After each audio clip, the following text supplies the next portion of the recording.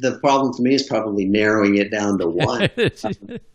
No, I had a pretty amazing one actually, Brian. Now that you mention it, I thought of it. So I was working for this experiential design firm, and my title is head of story, right? And I was a director, and I had a team that I led. There were 3 of us, but I felt really important.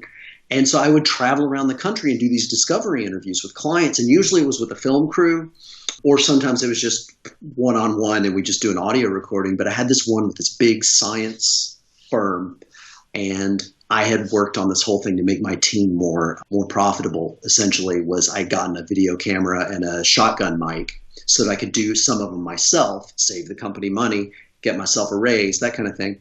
And I spent an entire day interviewing scientists and like executives at a science real estate firm and like people who started like venture capital firms and things like that. I spent a whole day, spent 8 hours interviewing people. And in the final minutes of the final interview, I realized that I had never turned the microphone on. And I had recorded 8 hours of audio-free video. And I thought I was going to throw up. I almost started crying. He was very generous about it. I'll be totally honest with you. After like hitting every filmmaker I knew to see if there's some way that I could like magically get audio. But that was a weird set of phone calls. Oh yeah, it was really weird. But I even like looked up like lip readers to see if I could get somebody to do a transcription for me. Oh, that is. You could do like a voiceover? Yeah.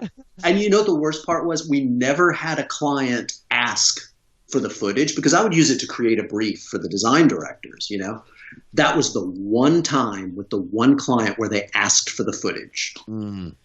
And it was like, well, so yeah, that was mine.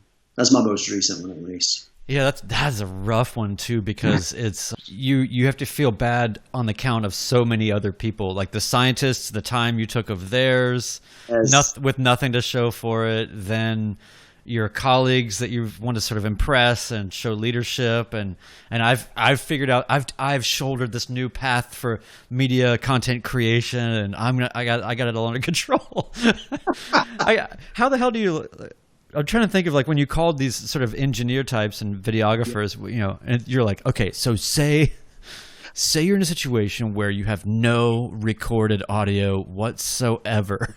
Is there a way to like recreate that audio from what do they call it? Spontaneous generation? Like, they thought that it was like on ships, like with the barrels and the rags, and they thought that's where the rats would come from or something. Like there's some weird mystical switch that happens where you think that like out of the ether, this audio can be recovered. Yeah. Yeah. It was essentially, it was like that. That was how it started. And they pretty quickly were like, you forgot to turn on the mic, didn't you? I talked to 3 different guys like immediately before I even got back to the hotel. And all 3 of them, I swear to you, all 3 of them went, oh God, I've done that. Oh yeah. Mm.